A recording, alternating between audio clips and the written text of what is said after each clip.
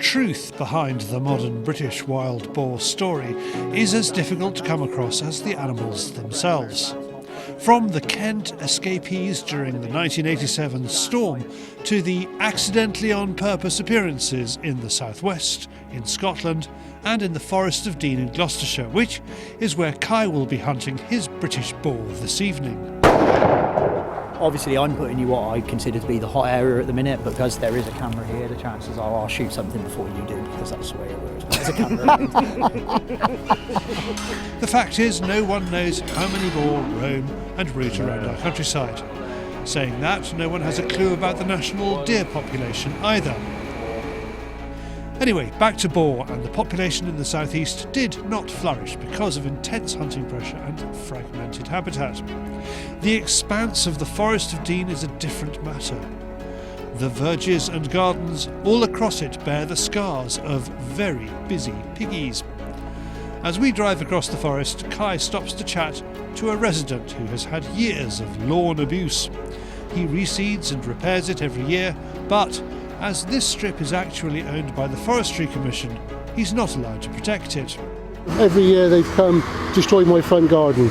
And every year I put it back again. Because it's not just you, it's the people along this whole street, isn't it? Every single property along here will tell you the same. It's they come along, you can't put your bins out, you can't do anything about the fronts because we don't own the fronts, unfortunately, because otherwise we'd fence it. It's a nightmare. I mean, they've got to live, I know, but I wish they wouldn't come this side.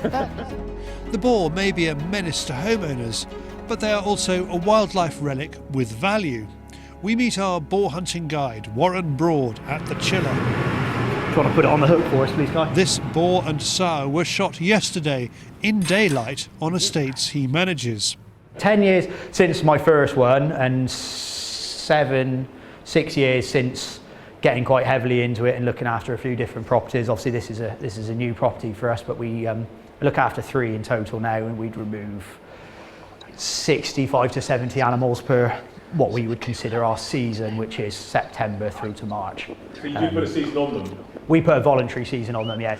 Sometimes a bit earlier. Obviously we've got to be very careful later on, particularly now into February, March. You've got heavy sows carrying young, which we've got to be firm on them on the estate's behalf, but also we don't want to be shooting heavily pregnant sows. We don't want to be shooting sows that have already had young.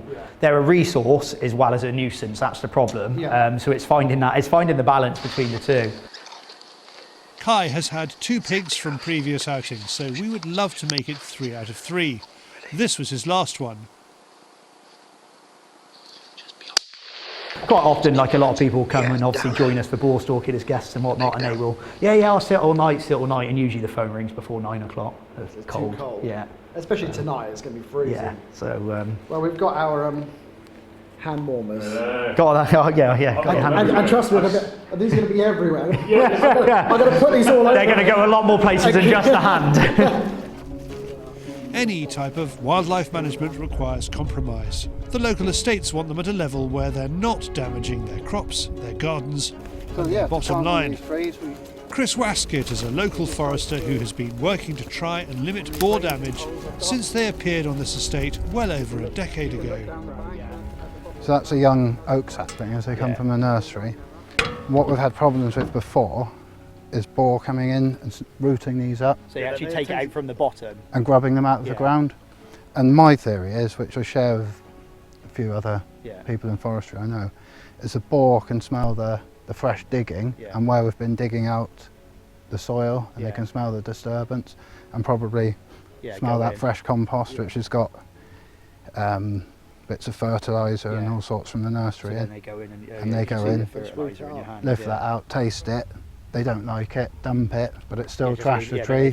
So that's experience I've had. No matter how we manage them on this property, you will get an influx from across the road, which is where the majority, anytime we have road collisions with the pigs, it's always in the same stretch of road coming from the forestry over. Historically. So we shoot a couple and a couple more move in, or a new sounder come across, a sow gets pushed out, or they're shot from the crown ground next door, and all they do is move in. So it's never going to be an eradication thing, it's just keep on top of them as much as we can. According to the Forestry Commission, which conducts a survey every year to estimate boar numbers, the current population of wild boar in the Forest of Dean is 441. Their target population is 400 and the cull is currently ongoing to achieve that. To give these numbers context, the largest number of boar shot or run over on the Forest of Dean's roads in recent years was 803 in the 2020-2021 season. With time marching on, Cai wants to check zero before settling in for a night on the high seat. He has put an ATN thermal scope on his Bagara Crest rifle in 308. So we're just going to do a... Oh, there What's we go. that? Quick zero, yeah? Yeah, I mean, I zeroed it yesterday. Oh. And it's the ATN Mars 4. And just because it's kind of new to me, it's been on the rifle, it was all good. I went to Tim's range yesterday and I'm pretty happy with it. I'm just going to heat this spot up here, the white spot. Just peace of mind for me. I just want to make sure I go out tonight with the clear mind that the rifle's shooting straight, and then hopefully, well, we'll get one. If there's any mistake, then I know it's down to me. So, with any luck, Warren's just setting up now. What's he doing? Because it's a thermal unit, isn't it? So what's he putting up there? So I actually went to the pound shop and I got a pack of 5 hand warmers for £1, which is amazing. I was going to say, for £17.50. For £17.50. For £1, yeah, and it's great because they will act, obviously as a zero, it's probably about 2-3 inches, and for what we want to do this evening, that's perfectly adequate. So, but I'm going to be shooting with the Bagara Crest. It's a really, really nice rifle, very impressed with it. Let's see if we can get this on, and then we'll head out. Unlike even the smallest deer, there are no rules about minimum firepower that you can use for British boar. So I'm using a Norma 170 grain, quite a heavy round, perfect for the wild boar. Basque recommends 270 with a 130 grain bullet and 2,600 foot-pounds of muzzle energy. One's just, you can't complain of that, look. One's there. And one's No, look, one's there. There you go. That's the 2 there. That's bang on. Good zero that is. Well done, young man. Impressed with that. Have you shot before? I'm always surprised when he gets it on the paper. I tell you, it's nice from a guy's point of view to know that people can shoot though, yeah. Very good. Like a little tea bag. No, I'm well happy with that. No excuses, now we just got to find the animal. Yeah. So where's the feed station?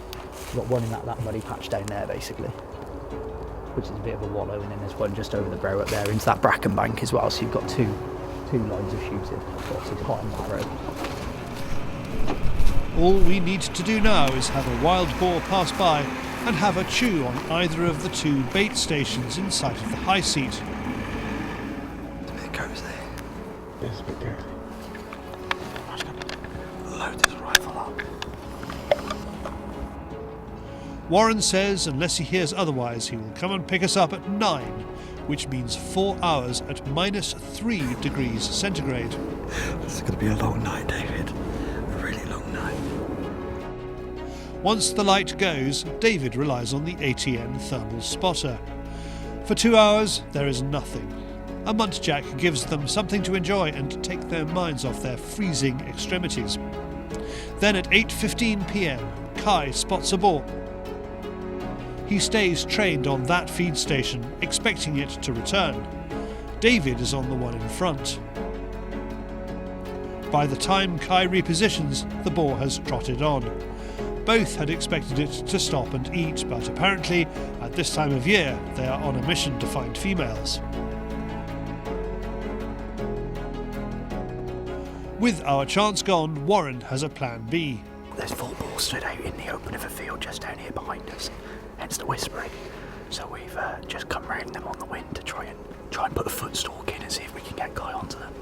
You do much stalking on foot for the boar now. If we can find them in the open, it's good sport, but catching them out in the open cover is quite tricky, so there's very little wind.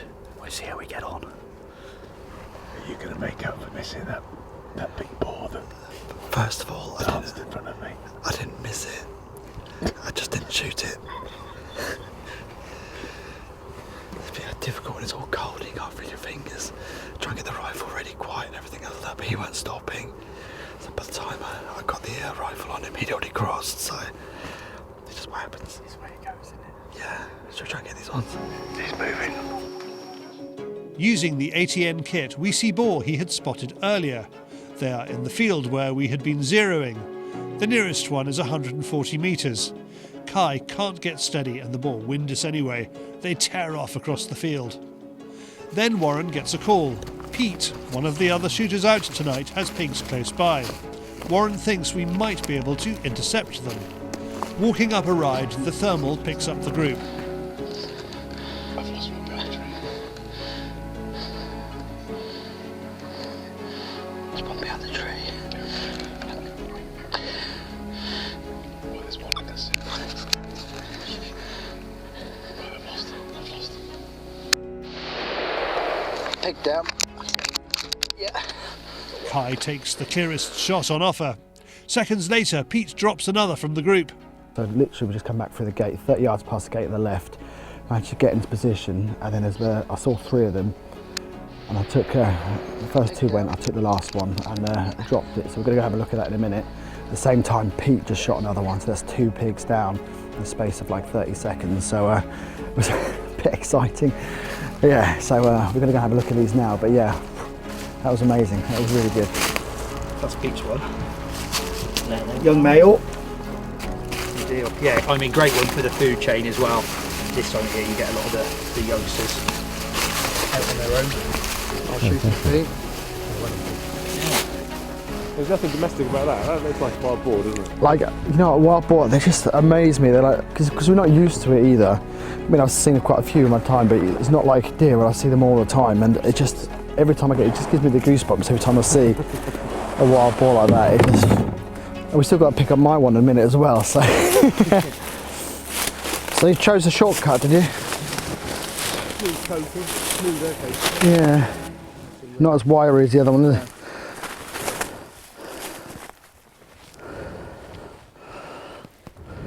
Nice. Not going anywhere. Congratulations, mate. Shot.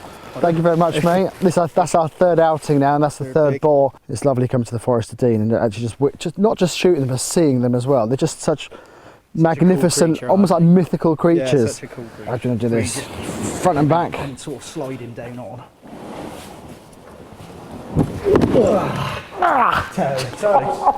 Back at the larder, Warren gets to work on the boar. I said Cai was just a bit slow to react, that was all. They are a lovely rust colour thanks to local soil they roll around in. There is nothing domestic pig-looking about these animals. They look as wild boar as anything you'll see in mainland Europe. Look for convex snouts. Concave snouts means domestic. This means that British wild boar are on the menu. Eventually, Cai's pig and all Warren's animals will end up here at Deerbox, just a few miles down the M4. I would always love more boar, for sure, especially with now we've got restaurants buying our sausage, wild boar and apple, and also the haunch steaks. As soon as they get up on the website, people are snatching them. Always do with more wild boar, for sure. So this was about 50 kilos in the fur. It's just over 43 kilos. On the borderline for using for wild boar bacon. The likelihood of this one is we'll butcher this up. Steaks from the haunches, shanks, a little bit of diced. The bellies we might roll, or we might use that for our wild boar hot dogs that we do, a wild boar and apple hot dog. Shoulders we keep whole for braising. And then what we do with the loins is we'll do the 8-bone rack off the front and we'll leave the fat layer on. And then this section here we'll do into Barnsley chops. Is demand outstripping supply here, Ben? It is, yes. Venison is still our mainstay and people want to buy more of that. But there is a lot of searches for wild boar and it always sells out very quickly because the proportions of what we're producing are so much lower. You know, 60 to 70 deer a week, and we might have 1 or 2 boar in that number. With all the other discussions that we're having as well with regards to the numbers of wild boar in the wild, it would appear that there aren't so many, and therefore from a sustainable harvesting perspective, there's going to be less meat coming through with the numbers that we have. According to the guys on the ground, wild boar are here to stay in the Forest of Dean. Even the Forestry Commission accepts a 400-strong population. That's great news for hunters and lovers of wild meat that we have a sustainable resource. It's not so great for foresters and gardeners. If you would like to bag yourself a British wild boar, drop Warren a line on warren@deerbox.co.uk. Prices are the same for whatever boar crosses your path. To shoot one, you could use a Bergara crest, so check out ruag.co.uk or find it on Kitfinder. If you would rather just cut to the sausage, a wide selection of quality meats are available from deerbox.co.uk.